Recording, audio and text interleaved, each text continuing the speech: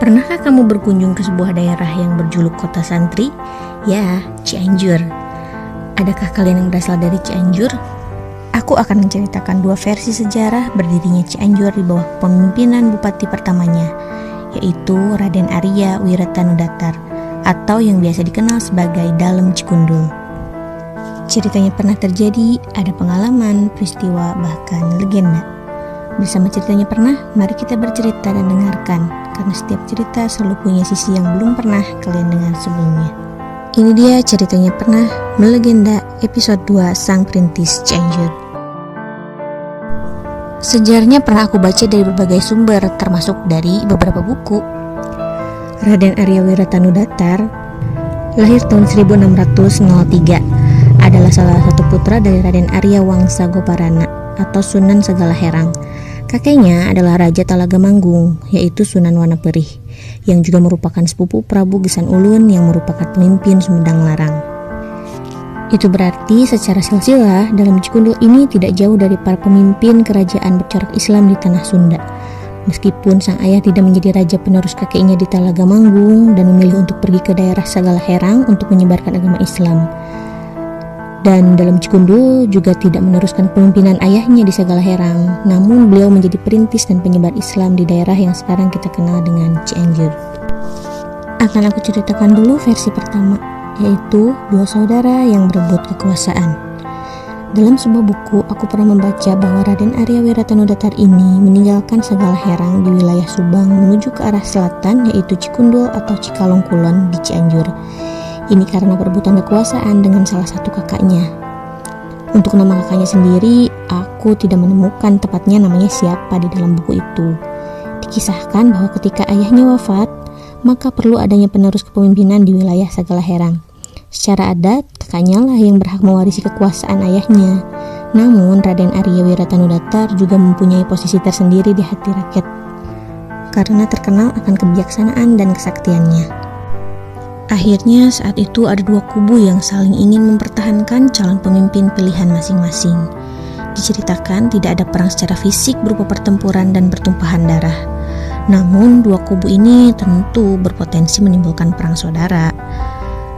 Raden Arya Wiratanudatar tentu melihat hal itu. Dia tidak ingin ada perang saudara. Bagaimanapun dia ingin wilayah yang dibangun oleh ayahnya tetap menjadi wilayah yang damai. Dan akhirnya sebuah keputusan besar diambilnya. Ya, mengalah. Bukan karena kalah, bukan karena takut. Beliau meninggalkan Segala Herang bersama dengan beberapa pengikutnya yang terdiri dari berbagai kalangan, menuju selatan, membuka daerah baru dari daerah yang awalnya berupa hutan, daerah yang belum berkepemimpinan, yaitu Cikundul, yang kemudian berkembang setelahnya menjadi Cianjur. Sementara kakaknya menempati tahta sebagai pemimpin di Segala Herang, Subang. Semua berakhir damai, tanpa peperangan dan pertumpahan darah. Lalu ada versi kedua, yang juga aku baca dari buku yang lain, yaitu versi penugasan politik. Dalam versi ini diceritakan bahwa Raden Arya Wiratanudatar bukan pergi karena sekedar keinginannya, melainkan karena penugasan dari pemimpin terdahulu untuk menyebarkan Islam di wilayah Cianjur bersama dengan sekitar 100 pengikutnya. Tidak hanya untuk menyebarkan Islam, namun juga untuk merintis sebuah daerah yang dulunya pedalaman. Dua versi tersebut berlabuh di akhir yang sama, yaitu kepemimpinan pertama di Cianjur dikuasai oleh Raden Arya Wiratanudatar atau Dalem Cikundul. Dalam kepemimpinannya, Cianjur menjadi daerah yang semakin maju dengan pertanian, kebudayaan, dan corak Islamnya.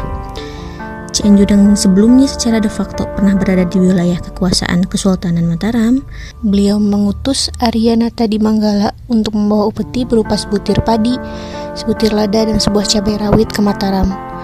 Upeti sederhana ini dimaknai sebagai simbol keberanian dan kejujuran rakyat Cianjur meski saat itu sedang mengalami kekurangan secara materi. Hal tersebut membuat Sultan Mataram terkesan, lalu memberi beberapa hadiah yang salah satunya berupa kuda. Arya Natadimanggala menuntun kuda tersebut sepanjang perjalanan pulang dari Mataram ke Cianjur tanpa menungganginya sebagai bentuk hormat kepada pemimpin Cianjur. Masyarakat Cianjur kemudian mengenal kuda tersebut sebagai kuda kosong.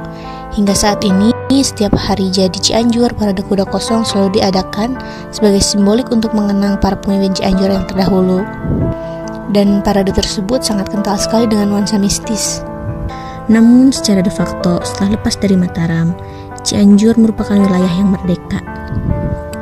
Sehingga dalam Cikundul resmi menjadi Bupati Cianjur pertama tanpa diangkat oleh Kesultanan ataupun oleh VOC.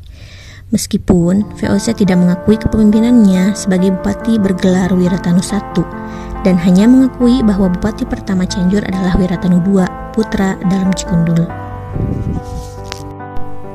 Raden Arya Wiratanu Datar wafat sekitar tahun 1691, lalu dimakamkan di Cikundul atau sekarang Cikalong Kulon, dan kepemimpinannya dilanjutkan oleh putranya yang bergelar Wiratanu II.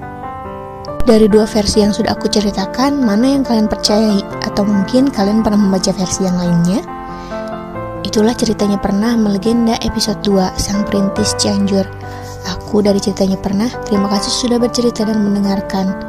Kalau kalian punya cerita menarik untuk aku ceritakan kembali, silahkan tinggalkan ceritanya di kolom komentar atau kirim ceritanya melalui email kita.